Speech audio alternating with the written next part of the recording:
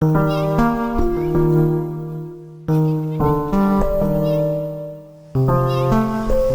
सज्जनों, जैसे इन्होंने फिर अपने मित्रों से बात की, अपने संबंधियों से, अपने मित्रों से कहा, जैसे गढ़वाली में कहने लगे, मैंने तो ये तो गढ़वाली भी जानते हैं। मैं अपने मन में सोच रहा था, मेरे भाई बहनों, पंजाब जो देश है, ये पंजाब महान है।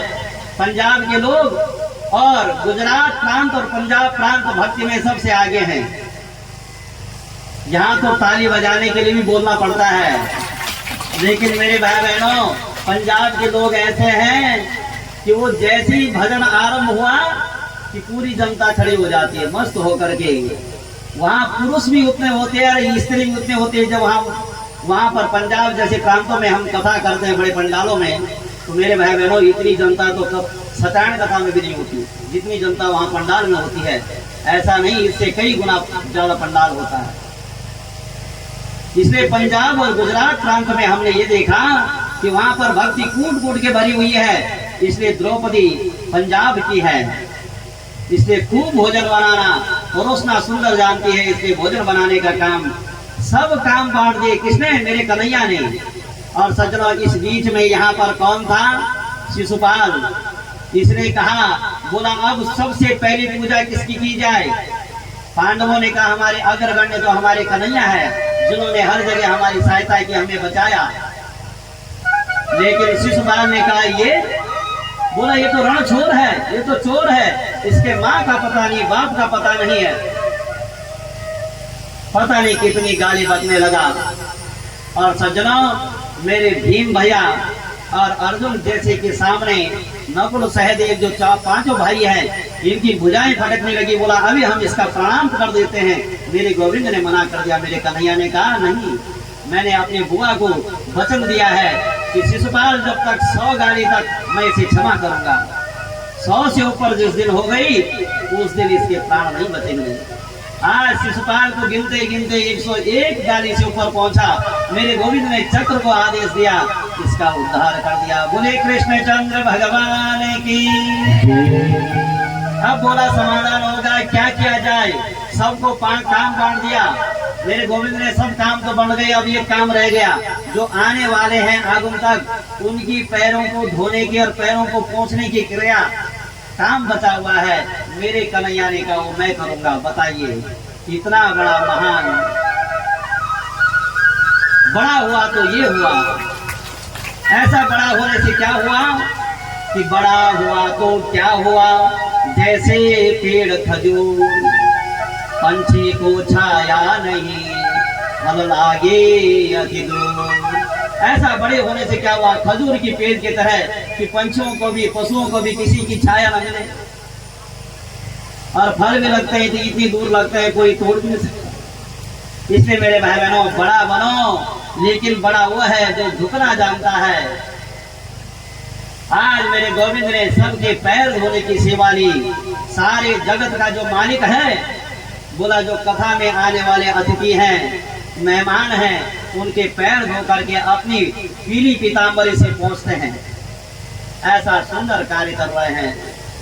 और सज्जनों, ऐसे करते करते जब सारा काम बन गया, आज उसी यज्ञ में दुर्योधन आया, पांडवों के महल को देखा, उसको दीवार, उसको दरवाजा दिखा, और दरवाजा दीवार दिखता है, पानी में आंगन का आवाज हो गया, तो इस वजह से गिर पड़ा, सिर में लग गई। इतनी देर में द्रौपदी हंस गई कि अंधे का अंधा होता है। इसी बात पर महाभारत का युद्ध हो गया। इसलिए मेरे भाई बहनों, आज मेरे गोविंद शांति दूत बन करके आए, लेकिन दुर्योधन ने एक भी नहीं मानी, और अंत को गत्वा कौरव और पांडव आप सब जानते हैं। महाभारत, सुखदेव जी कहते हैं, राजा परीक्षित, महाभारत इतना विचित्र युद्ध हुआ, किसी विशेष कारण के दो परिवारों का युद्ध। कौरवों ने पांडवों से द्वेष किया। पांडव आधा राज्य के अधिकारी थे, लेकिन नहीं दिया, और न देने के कारण युद्ध आरंभ हो गया।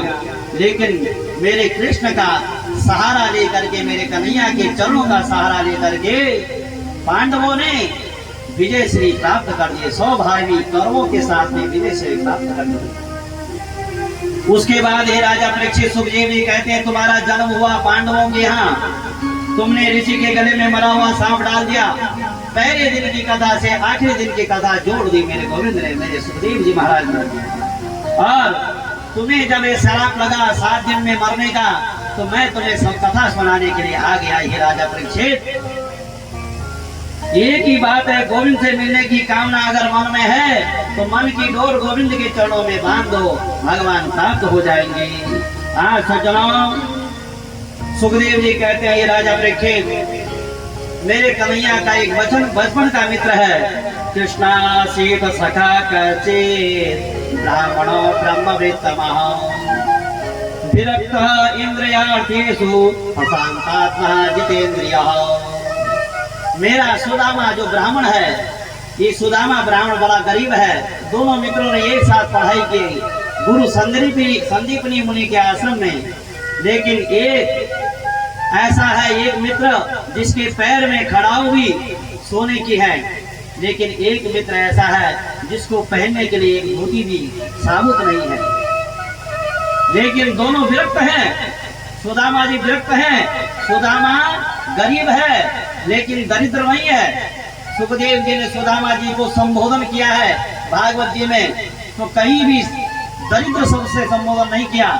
बोला एक धनवान दरिद्र हो सकता है, जिसके पास करोड़ों की संपत्ति है, अरबों का संपत्ति है, लेकिन उसके बाद भी उसके मन में अगर कोई इच्छा है तो उसे हम दरिद्र कह सकते हैं। लेकिन सुदामा इतना विरक्त है, बोला उसको कोई इच्छा नहीं है, कई महीनों तक भोजन भी नहीं मिलता, इनके बच्चे भी, इनकी पत्नी सुशीला प्रसन्नचित रहती, कोई शिकायत नहीं। ऐसा विरक्त ब्राह्मण है। लेकिन सज्जनों, आज हुआ क्या, आज सुदामा जी ने देखा कि जीवन में जब संतोष आ जाता है, सबसे बड़ा धन क्या है संसार में, कि गौधन, गजधन, बाजधन और रतन धन खान। जब आवे संतोष धन, सब धन धूल समान। संतोष के सामने सारा धन धूल के समान होता है। अगर आपके मन में संतोष है तो यहाँ पे कोई सोने की पूरी हार भी चढ़ा दे, कोई मन में इच्छा नहीं है, कारण कि मन हमारा संतुष्ट है। कोई यहाँ करोड़ों की गड्डी भी चढ़ा दे, मन संतुष्ट है। अगर मन संतुष्ट नहीं है तो सज्जना कोई छोटी सी चीज भी चढ़ाए तो मन में इच्छा होती है कि इसको उठा के ले जाऊं, कारण कि मन में असंतुष्ट है। और हमारा शास्त्र कहता है कि संतुष्ट द्विजा श्रेष्ठ, असंतुष्ट द्विजा नष्ट। संतुष्ट जो ब्राह्मण होता है वो श्रेष्ठ ब्राह्मण होता है, असंतुष्ट जो ब्राह्मण होता है उसका नाश हो जाता है, वो दरिद्री बन जाता है। इसलिए सज्जनों, आज ये ब्राह्मण बड़ा गरीब है। इनकी पत्नी सुशीला ने कहा कि पतिदेव एक बार अपने मित्र को मिलने जाओ ना, इसे पता है कि मैं कहूंगा कि अपने मित्र से मिल करके जरा हमारी गरीबी दूर कर देंगे। तुम्हारा मित्र द्वारिका का राजा है। तो मेरे पति कभी नहीं जाएंगे। क्यों? क्योंकि विरक्त ब्राह्मण है, किसी को मांगने नहीं जाता, अपने घर में भूखे मर जाओ अच्छा है, लेकिन किसी के आगे हाथ मत फैलाओ, मांगन से मरना भला। आज सज्जनों, सुशीला के कहने पर ये ब्राह्मण गया और जैसे जा रहा था, मेरे कन्हैया ने एक नाविक बन करके, बीच में नदी है, इसको पार करना है, तो अपने सुदामा को जैसे जाने के लिए तैयार हुई। मेरे मित्र सुदामा ने कहा कि हे देवी सुशीला, बोला मैं कैसे जाऊं, मित्र के यहाँ, गुरु के यहाँ, संत के यहाँ, ब्राह्मण के यहाँ खाली नहीं जा जाता। बोला हमारे पास अपने लिए कुछ नहीं है, तो अपने मित्र के यहाँ क्या ले जाऊं। बोला पतिदेव उसकी चिंता तुम मत करो, ये ब्राह्मणी है, अपने यजमानों से 5 घर से 5 मुट्ठी चावल लेके आई और एक पीले कपड़े पे बांधा और एक 5 मुट्ठी चावल लेकर के जैसे गए, इन चावलों की पोटली बगल में दबा करके जाने लगे। मेरे कन्हैया ने नाव में बिठाया। बोला महाराज ब्राह्मण देवता कहाँ जा रहे हो? मेरे कन्हैया परीक्षा ले रहे हैं अपने ब्राह्मण की। बोला इसके मन में कोई इच्छा तो नहीं है। बोला कहाँ जा रहे हो? ये गोविंद। बोला मित्र, अरे मैं जा रहा हूँ द्वारिकाधीश के पास। बोला द्वारिकाधीश क्या लगता है? बोला मेरा मित्र है बचपन का। अरे ब्राह्मण क्यों मजाक कर रहे हो, तुम्हारे शरीर पर एक धोती भी पूरी साबुत नहीं है, ये भी कई जगह से फटी हुई है। और तुम कह रहे हो कि द्वारिकाधीश मेरा मित्र है। द्वारिकाधीश के सिर में जो मुकुट है वो हीरे और मोती का है। मेरे सुदामा ने कहा, ओ हे नाविक भैया, अरे केवट भैया, मेरा जो मित्र कृष्ण है ना, मेरा कन्हैया है, ये देश नहीं देखता, ये शरीर को नहीं देखता कि हम कैसे सजे धजे हैं, अच्छे लग रहे हैं नहीं लग रहे हैं। ये हमारे अंदर देखता है कि हमारे मन में भाव क्या है परमात्मा के प्रति। इसलिए जैसे ही मेरे कन्हैया ने सुना, समझ गए। और सज्जनों, आज सुदामा जी सीधे निकल पड़े। सुदामा जी को जैसे पार किया, पार करते ही सुदामा जी ने कहा, भैया मुझे द्वारिकापुरी जाना है, कितनी दूर होगा केवट भैया। आज मेरे केवट ने कहा, भैया तुम्हारी हालत देख करके मुझे लगता है कि अभी तुम्हें 1 महीना और वक्त लगेगा। कहाँ जाने में? द्वारिकापुरी जाने में। मेरे सुदामा ब्राह्मण ने कहा, अरे मित्र, मेरी बस की बात नहीं है, मैं चल नहीं पा रहा हूँ, पैरों में कांटे चुभे हुए हैं क्योंकि चप्पल नहीं है और रक्त की धारा निकल रही है। आज सुदामा जी वही इस सरोवर के पास में जाकर के, किनारे जाकर के और हाथ की तकिया लगा करके सो गए। मेरे कन्हैया ने कहा, मेरे द्वारिकाधीश ने कहा, कैसा संतुष्ट ब्राह्मण है मेरा मित्र। रात ये सोते सोते स्वप्न में ही आज उठा करके अपने मित्र सुदामा को, अपने ब्राह्मण देवता को द्वारिका के दरवाजे में छोड़ दिया।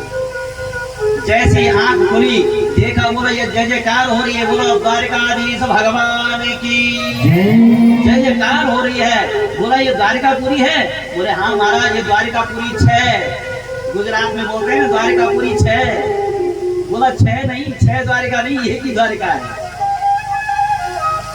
आज सज्जनों, द्वारिकापुरी में जैसे प्रवेश किया और द्वारपाल खड़े हैं जय विजय। बोला हमें अपने मित्र सुदामा से मिलना, अपने मित्र कन्हैया से मिलना है, द्वारिकाधीश से मिलना है। वो हमारे बचपन का मित्र है। बोला तुम्हारा बचपन का मित्र? तुम्हारे शरीर में एक धोती भी साबुत नहीं है और तुम बचपन का मित्र बता रहे हो? बोला मेरे द्वारपालों, तुम जाओ तो सही, मेरे मित्र से ये कह दो कि तुम्हारा बचपन का सखा सुदामा आया है, गरीब ब्राह्मण है। जैसे ही द्वारपाल गए, जैसे ही कहा कि आज सुदामा की दशा, सुदामा दरवाजे में इंतजार कर रहा है और सुदामा महाराज की, ब्राह्मण देवता की स्थिति ऐसी है कि भूख लगती है न प्यास लगती है, जिंदगी अब उदास लगती है, कैसे आऊं मैं द्वारिका तेरी, आस भी अब निराश लगती है। ये गोविंद, अब न भूख लगती है न प्यास लगती है, लेकिन अब तुमसे मिलने की जो आशा है, एक एक मिनट नहीं रहा जा रहा है। मैं तुम्हारी द्वारिका में तुम्हारी कृपा से पहुंच तो गया हूँ, लेकिन इंतजार कर रहा हूँ कि कितने जल्दी तुम्हारा दर्शन होगा। आज जैसे कन्हैया के पास समाचार पहुंचा, द्वारपालों ने कहा कि तुम्हारा बचपन का मित्र है, सुदामा है।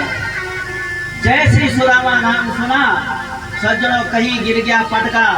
उद्धव जी जो मंत्री हैं, प्रद्युम्न जी, शाम, जितने भी ये सब पीछे पीछे दौड़ रहे हैं कि आज द्वारकाधीश से मिलने कौन आ गया। दौड़ते दौड़ते द्वार के द्वार पर गए, अपने मित्र को गले लगा दिया, रोने लगे दोनों और सीधा उठा करके सज्जनों अपने सिंहासन पर बिठा दिया। जैसे सिंहासन पर बैठाया, आज रुक्मिणी मैया को कहा, अरे देवी जरा परात लेकर के आओ, जल लेकर के आओ, अपने ब्राह्मण के पास प्रक्षालन करता हूँ। लेकिन जब पैर देखे, पैरों में रक्त की धारा निकल रही है, कई कांटे चुभे हुए हैं। रुक्मिणी मैया को परात लाने में देर लग गई। मेरे गोविंद ने जब दशा देखी अपने मित्र की, देखी सुदामा की दीन दशा, करुणा करके करुणा निधि रोई, पानी परात पहात छोड़े, नैनन की जल से पग धोए। जब सुदामा जी की स्थिति देखी, मेरा मित्र कितना नितांत गरीबी है इसके जीवन में, मैं इसकी गरीबी को दूर नहीं कर सका। कैसा मित्र हूँ, रो रहे हैं। रोते रोते आंखों के रास्ते जो आंसू हैं, उन्हीं से मेरे कन्हैया ने, मेरे द्वारकाधीश ने अपने मित्र ब्राह्मण देवता के पैरों का प्रक्षालन किया। अपराध में जैसे पाद प्रक्षालन किया, आज सज्जनों रुक्मिणी मैया अपराध लेकर के आई। इतनी देर में पाद प्रक्षालन हो गया। मेरे मित्र, मेरे कन्हैया ने कहा जरा सुई लेकर के आओ। इतना बड़ा परिवार है, 16,108 गुणा गया 11। कितना बड़ा परिवार है, 56 करोड़ यादव है यहाँ।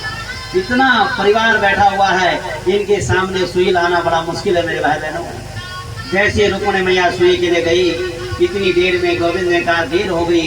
अपने दांतों से अपने ब्राह्मण देवताओं के कांटे निकाले, पैर के कांटे। कौन यजमान होगा आज?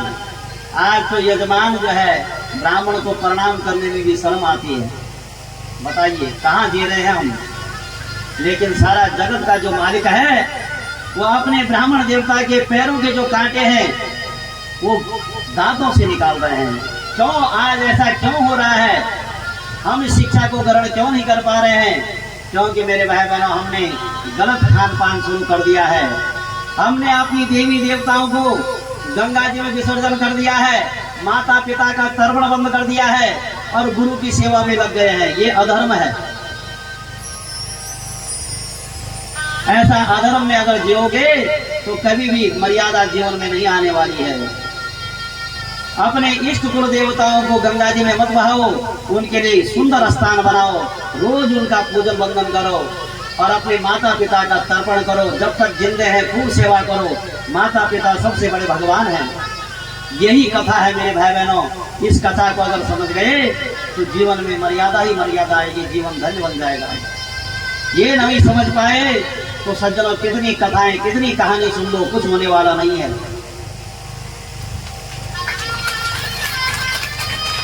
इसलिए आज सुदामा जी की स्थिति को देखते हुए आज द्वारकाधीश ने खूब सुंदर प्रेम किया और कई दिन बीत गए। और सज्जनों बीतने के बाद कहा भैया, अरे मित्र तुम्हारी शादी हो गई? बोला मित्र शादी तो हो गई। तो बोला आपने निमंत्रण पत्र नहीं दिया? बोला मित्र अरे जल्दीबाजी में भूल गया, शादी हो गई। बोला बच्चे भी होंगे? बोला हाँ मित्र। बोला तो मेरी भाभी ने मेरे लिए कुछ जरूर भेजा होगा। बोला हम कैसे बताएं, ये पोटली पीला कपड़ा है और सुदामा की जो पत्नी है, ये सुदामा ब्राह्मण की पत्नी जानती है कि मेरे पति से अगर द्वारकाधीश पूछेगा कि तुम्हारे घर में कोई गरीबी तो नहीं है, तो द्वारकाधीश के पास सुदामा जी कहेंगे कि तुम अपनी द्वारका के राजा हो, मैं अपनी झोपड़ी का राजा हूँ। ऐसा विरक्त ब्राह्मण है ये। आज सज्जनों इस ब्राह्मण की स्थिति को देखते हुए सुशीला ने, बड़ी बुद्धिमान बेटी है ये, इसने इस कपड़े को कई जगह से सिला ताकि मेरे द्वारकाधीश देख करके समझ जाए कि कितनी गरीबी है। और चावल भी चार घर का चावल है, कई जगह कोई टूटा हुआ चावल है, कोई साबुत चावल है। जैसे मेरे द्वारकाधीश ने देखा, इस चावल की पोटली को निकाल करके देखा। सुदामा जी नहीं दिखाना चाह रहे थे कि कैसे इतनी बड़ी भीड़ में इस पोटली को ले जाऊं। और चावल मुट्ठी में लेकर के मेरे द्वारकाधीश ने एक मुट्ठी ली, अनेना अपने मुंह में डाला। बोला एक लोक का साम्राज्य मैं अपने मित्र सुदामा को देता हूँ। दूसरी मुट्ठी उठाई, अनेना दूसरी मुट्ठी मुंह में डाली, दूसरे लोग की संपत्ति भी ले ली।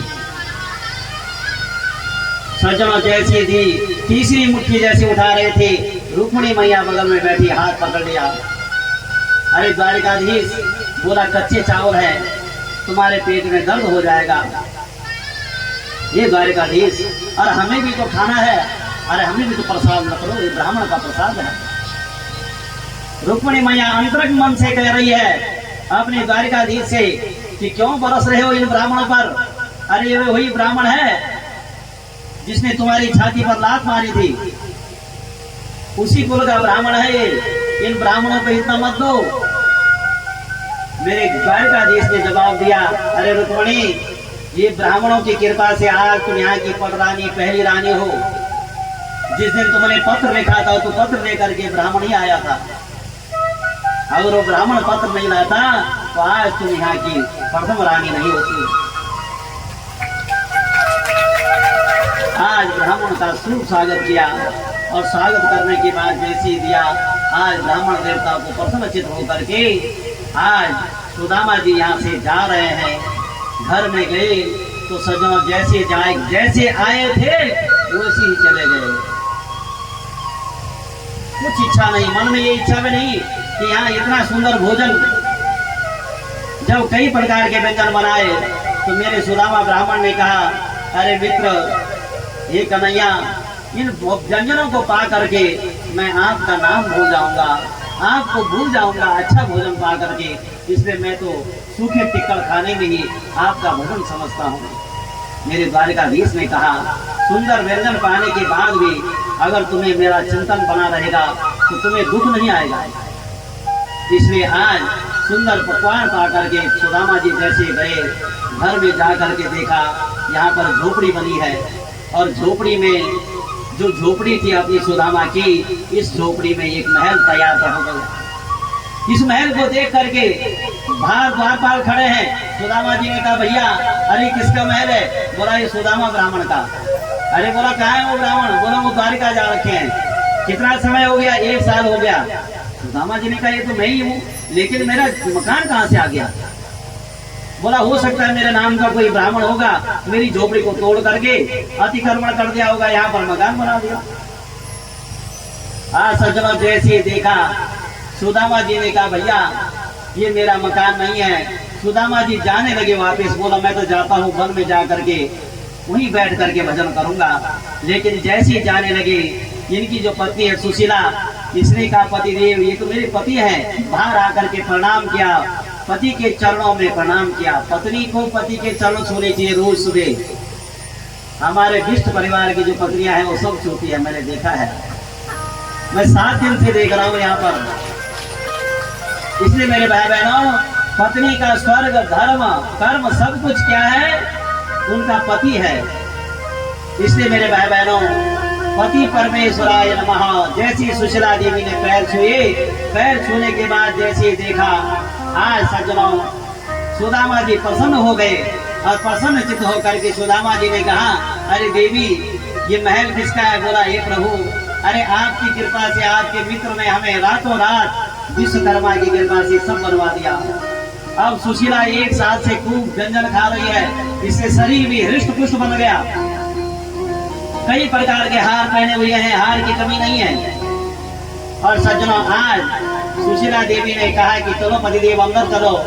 बच्चों ने भी प्रणाम किया और जैसे अंदर गए, मेरे सुशीला जी कह रही है कि प्रभु ये पतिदेव भोजन पाओ। सुदामा जी ने कहा, देवी तुम्हें संपत्ति चाहिए थी, तुम्हें संपत्ति मिल गई। इस महल में रह करके सुंदर बिस्तर में शयन करो और खूब चांदी की चम्मच में, सोने की कटोरी में चांदी की चम्मच से खूब खीर पाओ, माल पुए का पाओ, आनंद लो। इस गृहस्थ का मैं तो रहता नहीं, क्योंकि संपत्ति पा करके जीवन में विपत्ति आ जाती है। इसलिए संपत्ति का सुख मुझे नहीं भोगना, मैं भगवान का नाम लेना भूल जाऊंगा। इसलिए मेरे सुदामा जी तो जाने लगे, मैं तो वन में जा करके भजन करूंगा। लेकिन संतों इतनी देर में मेरे द्वारकाधीश आ गए। द्वारकाधीश ने कहा, सुशीला ने कहा कि पतिदेव जब आप इस संपत्ति में नहीं रह रहे हैं तो आपके बिना मेरा घर सूना है। बोला मैं भी नहीं रहूंगी, मैं भी इस संपत्ति को त्याग देती हूँ। ये है पत्नी जो पति के लिए अपना सब कुछ त्याग दे। और सज्जनों जैसे जाने लगे दोनों पति पत्नी, द्वारकाधीश ने बुलाया, अरे मित्र कहाँ जा रहे हो अपने परिवार को लेकर के? ये संपत्ति मैंने तुम्हें भोग करने के लिए दी है, इस संपत्ति में रह करके मेरा भजन करो तो ये संपत्ति का दुख तुम्हें नहीं लगेगा। जो संपत्ति में रह करके और भगवान को भूल जाता है उसके ऊपर विपत्ति आ जाती है। बस ऐसा सुंदर भाव बनाते हुए और आज सुदामा ब्राह्मण ने प्रणाम किया और अंदर जा करके भगवान का भजन करने लगे। सुखदेव जी कहते हैं, राजा परीक्षित, विप्र प्रसाद धरणी धरोहम, विप्र प्रसाद कमलावरोहम, विप्र प्रसाद अजिता जितोहम, विप्र प्रसाद मम राम। द्वारकाधीश ने कहा, ये ब्राह्मण देवता, ये सुदामा ब्राह्मण देवता, ब्राह्मणों के प्रसाद से विप्र प्रसाद धरणी धरो हम, इस धरणी का, इस भूमि का मैं मालिक हूँ। विप्र प्रसाद कमला बनो हम, कमला लक्ष्मी को कहते हैं। और इन तुम्हारे ब्राह्मणों के चरणों की कृपा से द्वारकाधीश कहते हैं, ये ब्राह्मण देवता, ये सुदामा जी, अरे मित्र, मैं लक्ष्मी का पति हूँ, कमला बनो हम। विप्र प्रसाद अजिता जितो हम, और तुम्हारे ब्राह्मण के प्रसाद से मैंने जो अजित रावण था, त्रेता युग में राम अवतार लेकर के उस अजित रावण का भी उद्धार कर दिया। किसकी कृपा से? विप्र प्रसाद, ब्राह्मणों के प्रसाद से। अब विप्र प्रसाद मम राम नाम, और तुम्हारे ब्राह्मणों के प्रसाद से ही मेरा नाम राम है। राम इतना सरल है, जिसने जीवन में अपनाया उसका जीवन धन्य बन गया। ऐसा सुंदर उपदेश दिया सज्जनों। आज यहाँ से चले गए मेरे गोविंद, और द्वारकाधीश ने समाधान कर दिया अपने मित्र को, और सब कुछ देने के बाद आज सुदामा जी भगवान का भजन कर रहे हैं। और भगवान का भजन करने के बाद सुखदेव जी कहते हैं, ये राजा परीक्षित, श्री कृष्ण को आज ब्रजमंडल छोड़े पूरे 100 वर्ष हो गए, और कुरुक्षेत्र जैसे समंतक पंचक क्षेत्र कहते हैं, उसमें आज सूर्य ग्रहण का समय आया। उस अवसर पर वसुदेव जी महाराज ने बड़ा अद्भुत यज्ञ किया। उस यज्ञ में बड़े बड़े संत, ज्ञानी, महात्मा, अमलात्मा सब पहुंचे। माता कुंती भी पांडवों के साथ में आए। ब्रजमंडल में आज गोपियां, राधा रानी सब आई, सबका मिलन हुआ। आज सबका तंबू लगा है। और सज्जनों, उस कुरुक्षेत्र में समंतक पंचक क्षेत्र में वहां पर बैठ करके माँ यशोदा ने जैसे कहा कि मेरा कन्वा कहाँ है, मेरा कन्हैया, उस शिविर से आवाज सुनता है रात को कि मेरी माँ की आवाज है, मेरी माँ यशोदा की, मेरी माँ से मिल करके आज मेरा कन्हैया इतना द्वारिका का राजा है, लेकिन इतना जवान होने के बाद भी माँ के चरणों में अपना मस्तक लेट करके लेट गए और मिले, गले मिले, दोनों रोने लगे। हे माँ यशोदा, तेरे प्यार का, तेरे प्रेम का मैं कर्ज कभी दे नहीं सकता। हे माँ, तेरा वात्सल्य का कभी मैं कर्ज नहीं दे सकता। मेरे मैया ने कहा कि हे गोविंद, हे कन्हैया, अरे कनवा, मैंने तुझे रस्सी से बांधा, उखल से बांधा। ये कन्हैया, उस बात को याद मत करना। अपने हाथों को गाली देने लगी। इन हाथों में ऐसा क्यों नहीं हुआ कि मैंने इन हाथों से तुम्हें बांधा? ऐसी याद करते करते, बचपन की सारी याद करते करते आज उस समंतक पंचक क्षेत्र में राधा रानी का मिलन हुआ। किसके? 16,108 रानियों को लेकर के सारी रानियां राधा रानी का दर्शन करने गए। राधा रानी को इन्होंने गरम गरम दूध पिलाया। ये नहीं पी रही हैं, लेकिन इन्होंने कहा, रुक्मिणी मैया जो 16,108 रानियां हैं, इन्होंने कहा कि मेरे गोविंद ने आपके लिए, मेरे कन्हैया ने भेजा है। जैसे राधा रानी ने सुना कि मेरे कन्हैया ने भेजा है, झट से वो दूध पी लिया, लेकिन गरम गरम था। जैसे रुक्मिणी मैया घर आई, देखा तो मेरे गोविंद के पैरों में छाले पड़े हुए हैं। रुक्मिणी मैया ने कहा कि गोविंद, आप कहाँ गए थे धूप में, जो आपके पैरों में छाले पड़ गए हैं? बोला, है रे रुक्मिणी, अरे देवी, तुमने मेरी राधा रानी को गरम गरम दूध पिलाया, उनके हृदय में मेरा वास है, इसमें मेरे पैरों में छाले पड़ गए। समाधान हो गया। आज राजा परीक्षित तो गदगद हो रहे हैं। सुखदेव जी महाराज परीक्षित को बड़ी सुंदर बात कहते हैं, राजन, वसुदेव जी ने जब यज्ञ किया तो यज्ञ के बाद अपने गोविंद को मन में बार बार धारण किया। सारे ब्रजवासियों ने, आचार्य सुखदेव जी कहते हैं, ये राजन, ये वसुदेव जी, तुम बड़े भाग्यशाली हो। बोला, तुम्हारा भगवान से एक नहीं, 3 संबंध है। बोला, पहला संबंध क्या है? तो बाबा तुलसी रामायण में लिखते हैं कि ईश्वर अंश जीव अविनाशी, ईश्वर अंश जीव अविनाशी, चेतन अमल सहज सुख राशि, चेतन अमल सहज सुख राशि, सो माया सब भयम गुसाई,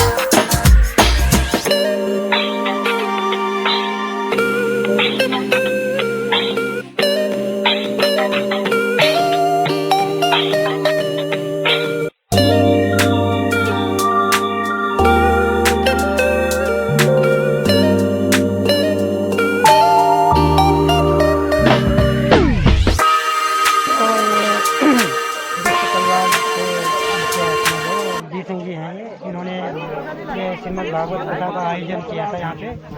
तो आइए इनसे बात करते हैं थोड़ा सा। तो नमस्कार जी। नमस्कार। तो आपने जो भागवत कथा का आयोजन किया था कैसे लगा?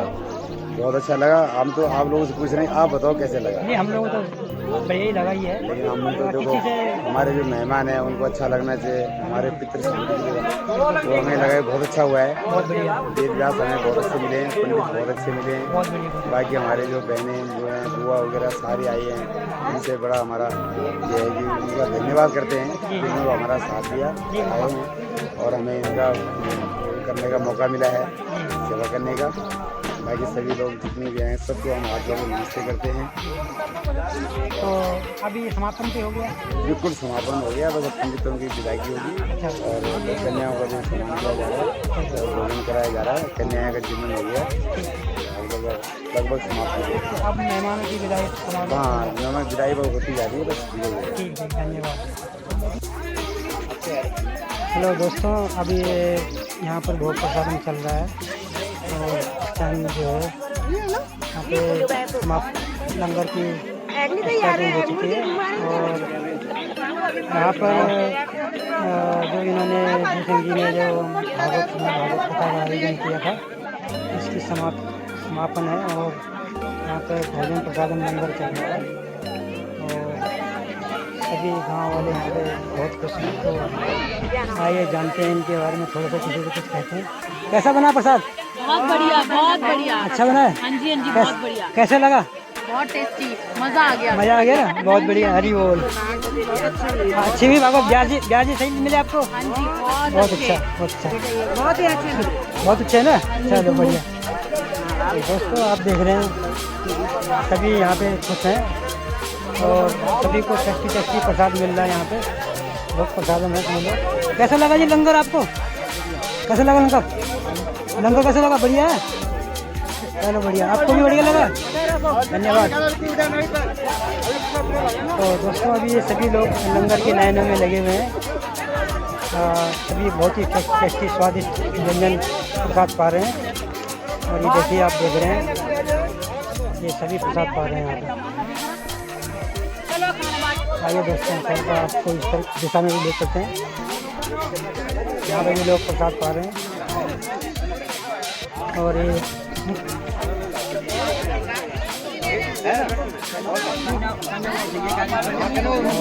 ये सब प्रसाद के लाइन में लगे हुए हैं। यहाँ पे प्रसाद डिस्ट्रीब्यूशन हो रहा है। सभी लोग देख रहे हैं आप। दोस्तों थोड़ा इस तरफ से भी देखते हैं कौन कौन प्रसाद पा रहे हैं। और ये सभी लोग प्रसाद की लाइन में इतनी मजे से भगवान का प्रसाद ग्रहण कर रहे हैं। हरि बोल, हरे कृष्णा, धन्यवाद प्रणाम।